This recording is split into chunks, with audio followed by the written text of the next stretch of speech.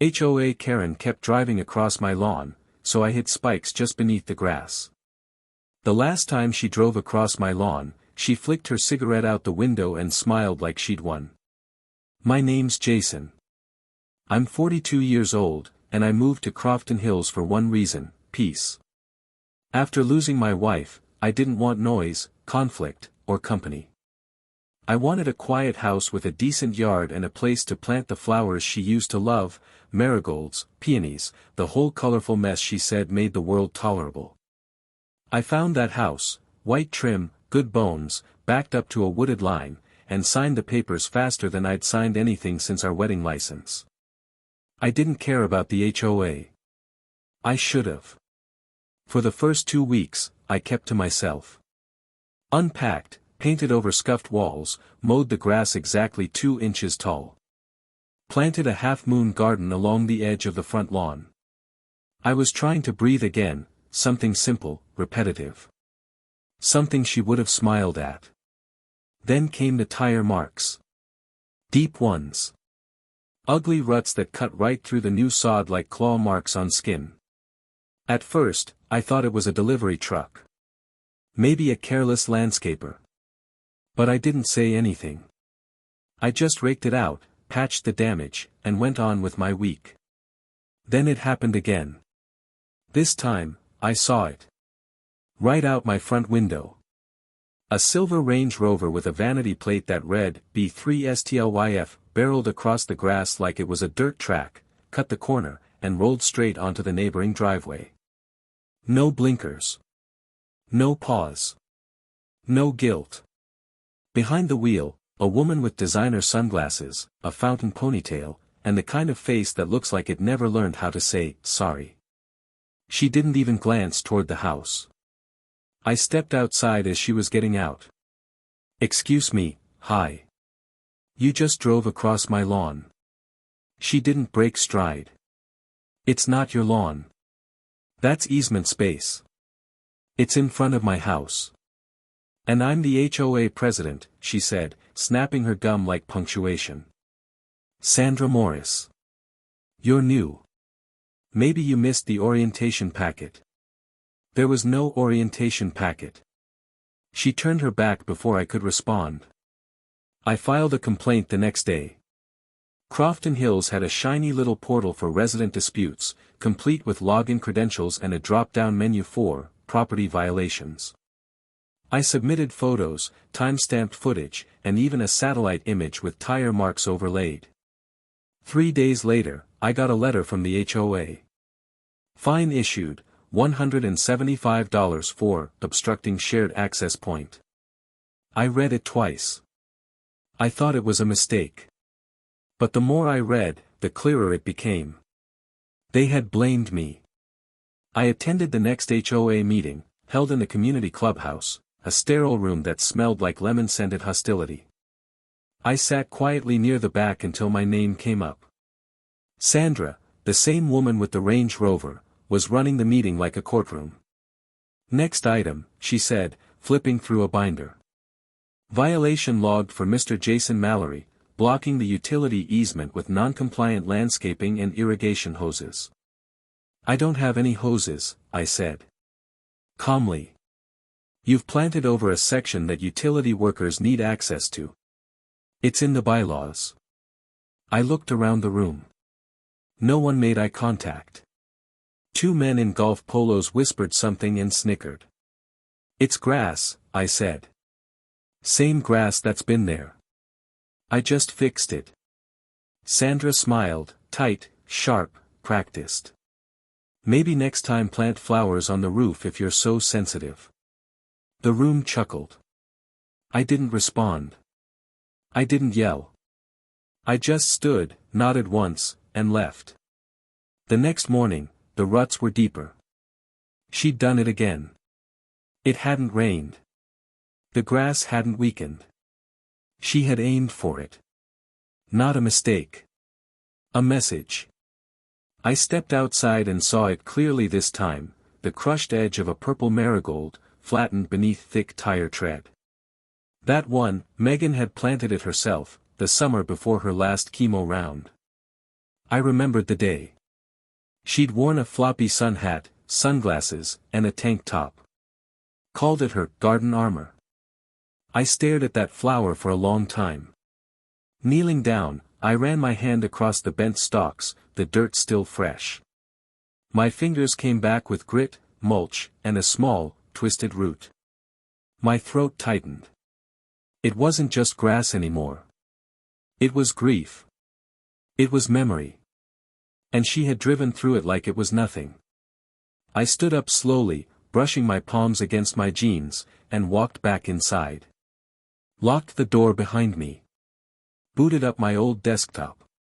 Opened a program I hadn't touched since before Megan got sick. AutoCAD. On the blank canvas, I drew a rectangle, dimensions, 3 feet by 10.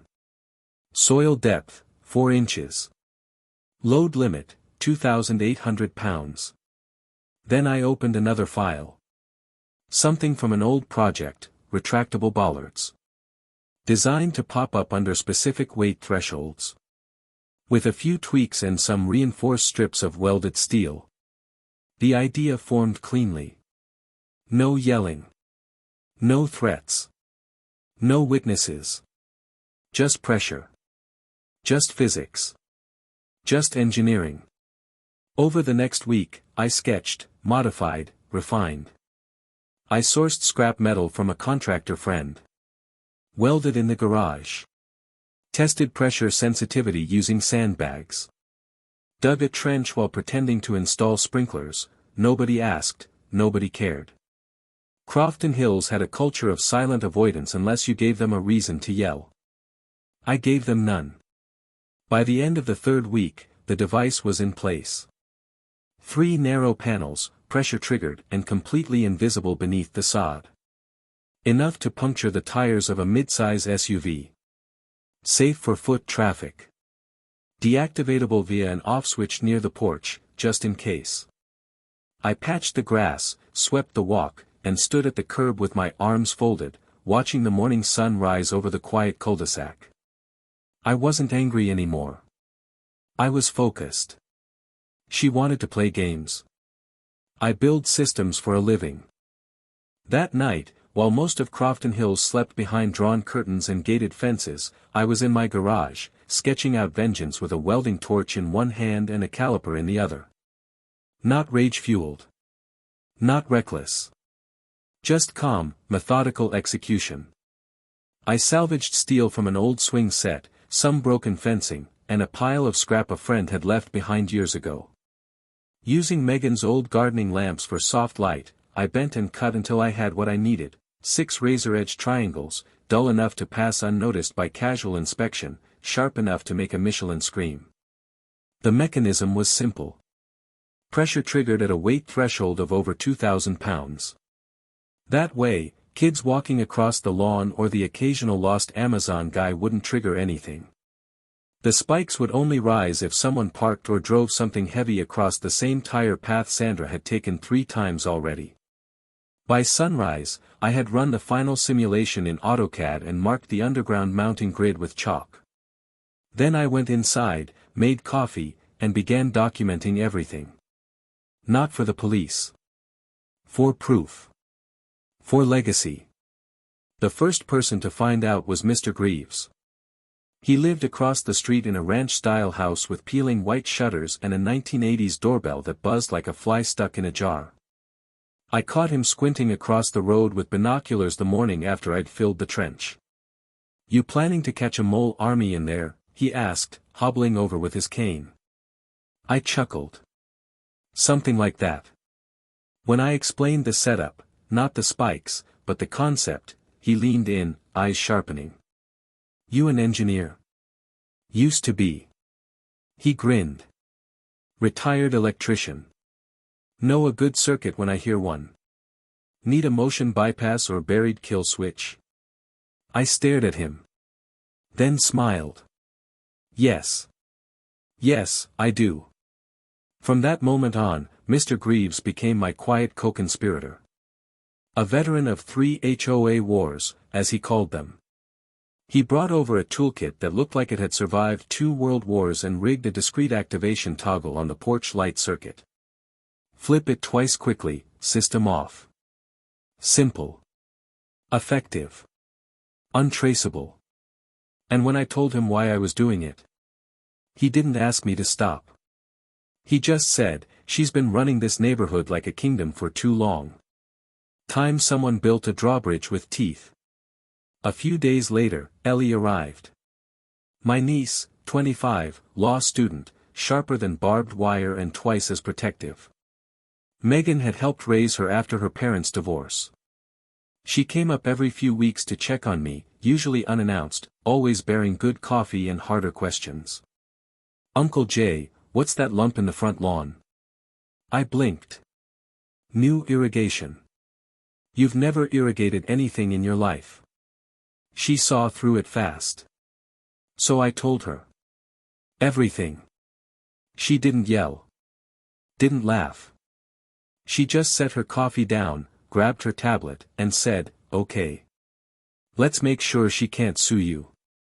Within hours, she was deep in public records, pulling up HOA bylaws, financial disclosures, and board rosters. Her face hardened the deeper she went. "She hasn't held a valid election in 3 years. That's a violation of state HOA regulation. Can that undo her authority? If it gets challenged, yes." She scrolled again. "And guess who owns the landscaping company that's been charging triple market rate for every contract since 2019? Don't tell me.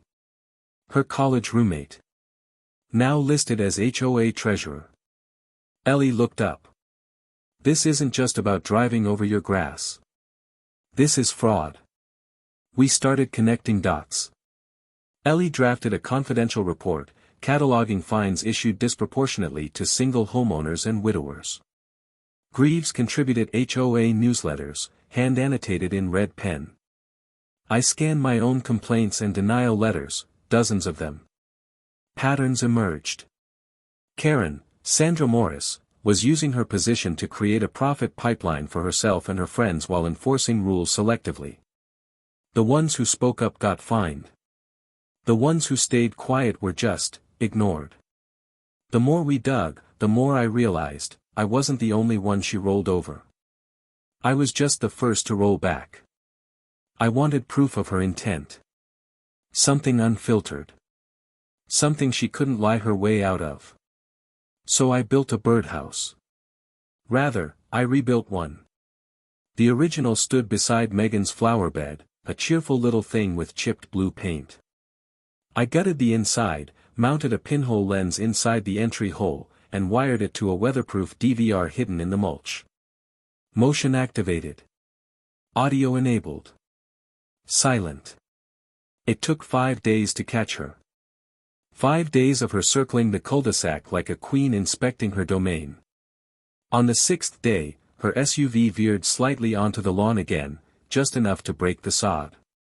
She rolled down her window. Lit a cigarette. And said, "She's gone, he should just rip it out already." Then she drove away. I didn't watch the video that night. I watched it the next morning, twice, and then sent a copy to Ellie. She didn't reply right away. But when she did, her text was short. "Let's bury her legally." We built a web page. Quiet. Private. Password protected. CroftonWatch.com. It documented every fine, every contract, every manipulated vote. Video embedded. No fluff. Just facts. I didn't blast it. I didn't post it on Facebook. I sent it to 10 neighbors I trusted. Mr. Greaves gave me 2 more names. Ellie sent it to a reporter friend as a confidential source drop. We also scheduled a landscaping inspection, legit this time. I needed a cover story for the final hardware install. 3 workers came, trimmed hedges, sprayed for weeds, and, under my direction, helped me reposition the sod above the spike device for cleaner elevation control. By the end of the day, everything was perfect. Concealed. Trigger ready. Resettable. I stood by the porch that evening, watering Megan's peonies as dusk settled. The grass looked unassuming again. Peaceful. Like it should have always been. But it wasn't defenseless anymore. It had teeth. And I was done warning people not to step on them. The lawn was ready. And so was I. The sound was almost delicate. Not a bang. Not a crunch. Just a quiet hiss, like air escaping a balloon through clenched teeth. I stood at the window, coffee in hand, watching Sandra's Range Rover slow to an awkward crawl on my front lawn. The driver's side dipped hard, and the vehicle tilted at a jarring angle. Then the SUV stopped completely. She opened her door, stepped out in heels too thin for grass, and looked down. Her front right tire was folding in on itself, the sidewall torn in 3 distinct places, sliced clean, deep, and even. She froze. No pedestrians. No mail truck. No plausible deniability. Just her and my lawn. The same lawn she'd driven across for weeks. The same one she claimed didn't matter. Sandra spun in place, scanning the street like she'd just been mugged in broad daylight. She caught sight of me at the window and stormed up my porch steps without knocking.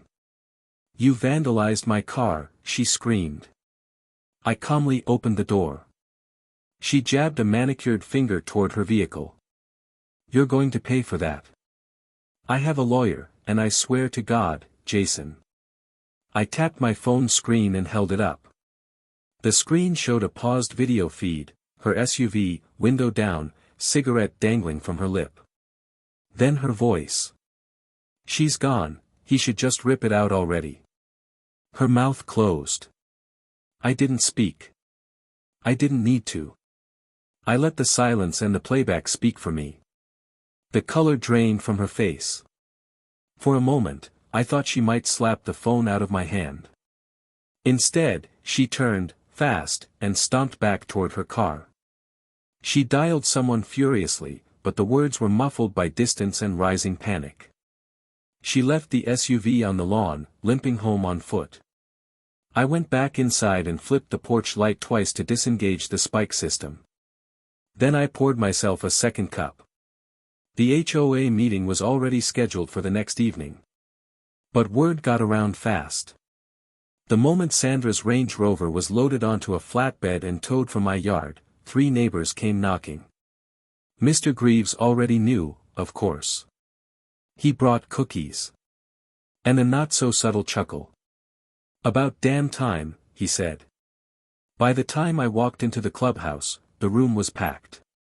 Standing room only. Crofton Hills hadn't seen this kind of turnout since the 4th of July ice cream machine blew a fuse in 2016.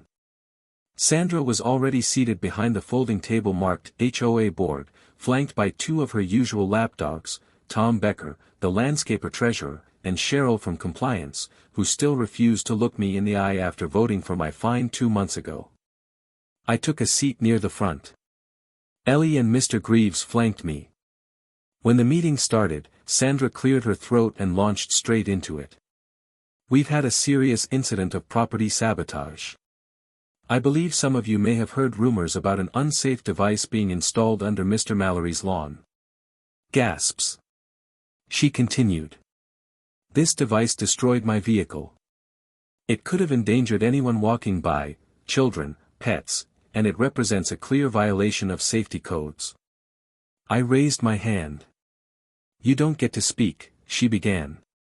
The room stirred. A voice from the back, "Let him talk." Another one, "You've talked enough." She froze. The tension was real now. She nodded reluctantly. I stood.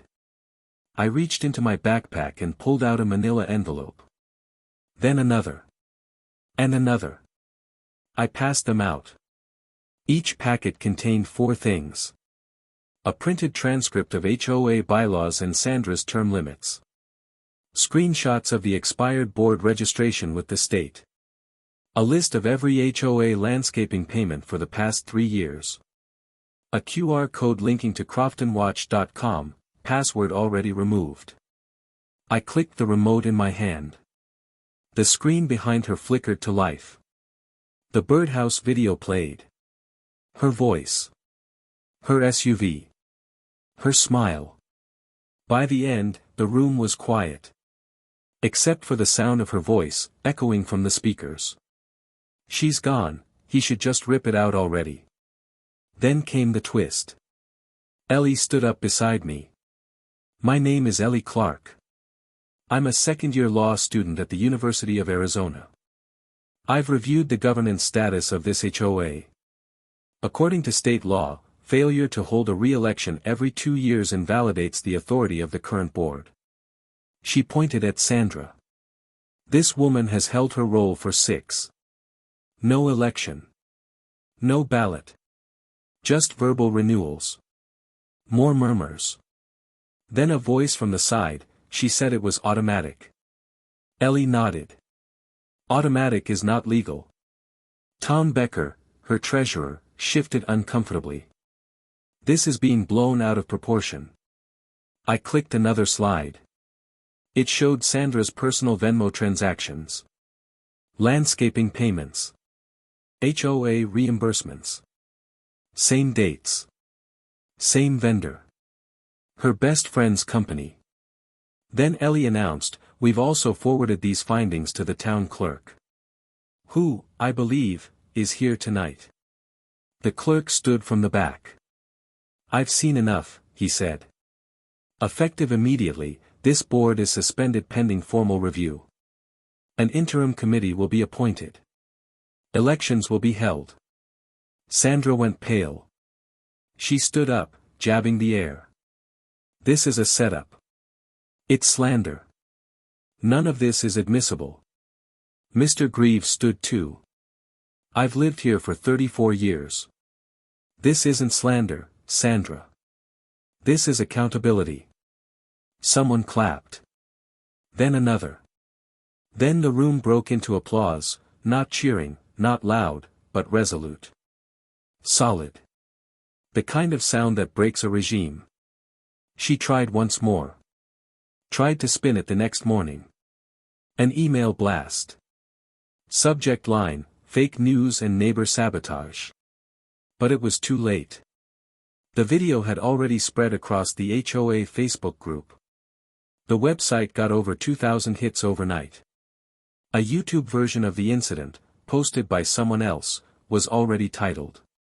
HOA president gets wrecked by lawn trap, deserved. Sandra's voice was now echoing in more places than she could control. The HOA lawyer stopped returning her calls. The landscaper resigned. By Sunday, her Range Rover was parked in her driveway with 4 new tires, and a for sale sign in the front yard. That night, I sat on the porch with a drink in hand. The wind was soft. The grass was green. The house was quiet. Ellie stepped outside beside me. Think she'll leave? She'll run, I said. People like that don't stay where they're seen. She smiled. You didn't scream. You didn't rage. I looked out over the lawn. I didn't need to speak louder than her. I just needed to be heard by the right people. The HOA was suspended by Tuesday. The banner on the website read under internal review, but the real conversations were happening in kitchens, driveways, and porch chairs. Neighbors who had once avoided eye contact now asked to see the documents themselves. They passed around printed screenshots like neighborhood folklore. Everyone wanted to know how deep the rot went. A forensic audit team was brought in by the interim committee. 3 weeks later, the findings were clear. Over $18,000 in HOA dues had been diverted to Karen's best friend's landscaping company, most of it unapproved, undocumented, and unaccounted for. The invoices had been inflated.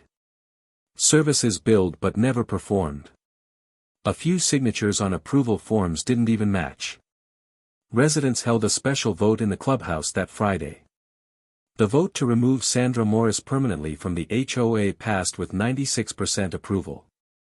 4 people abstained. None voted against. The HOA's lawyer, who'd remained silent through the worst of it, recommended she settle quietly, before the county got involved.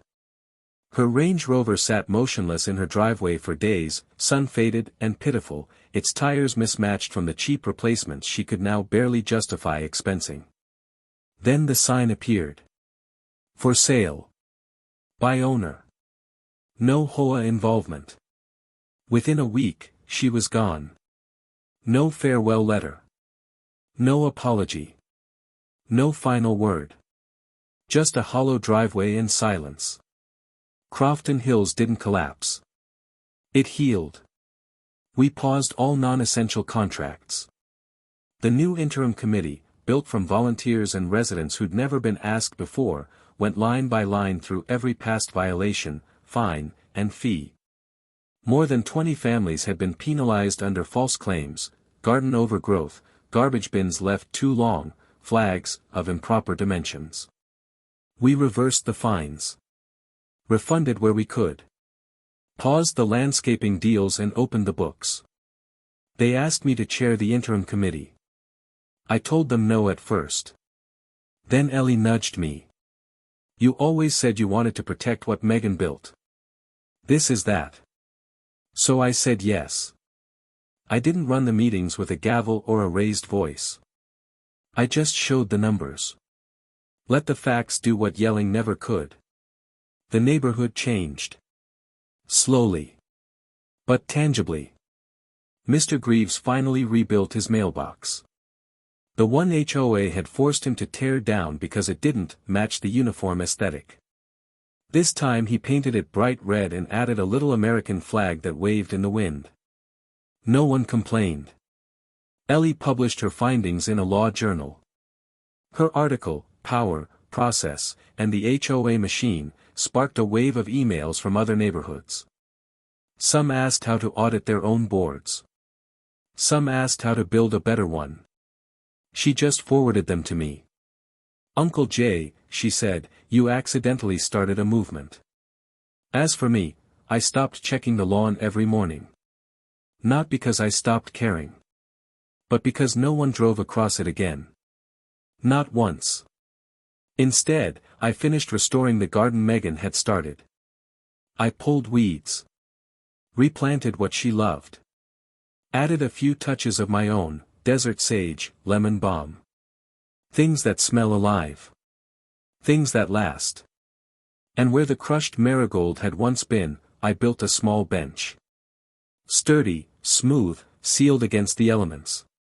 Behind it, a plaque carved from reclaimed cedar. This lawn stayed standing. Neighbors noticed. They stopped to read it. Sat quietly when they walked by. Sometimes I'd see someone just standing there for a moment before continuing their day. And I liked to think that maybe, in a small way, Megan was still here, still making people pause, breathe, and look. The anniversary of her passing came like it always did. Heavy. Quiet. No calendar alert needed. That morning, I brought 2 mugs outside, one for me, one for the bench, and sat there, watching the light crawl across the yard. The grass was full. The garden alive. Kids were playing down the street, someone had set up a sprinkler, and the laughter floated through the breeze like something sacred. Sandra's house was already occupied by a young couple with a baby and a dog who barked at butterflies. Good. Let joy live where ego once did. I looked around. Mr. Greaves waved from across the street, his mailbox flag fluttering like a banner. Ellie texted. Thinking of her today. You made her proud. And maybe I had. Maybe not with fanfare or vengeance. Not with fire or fury. But with patience. With proof. With a lawn that didn't bend. Sometimes justice doesn't come from revenge. It comes from rebuilding what was broken, one quiet, precise strike at a time. And from that day forward, no one ever touched my lawn again.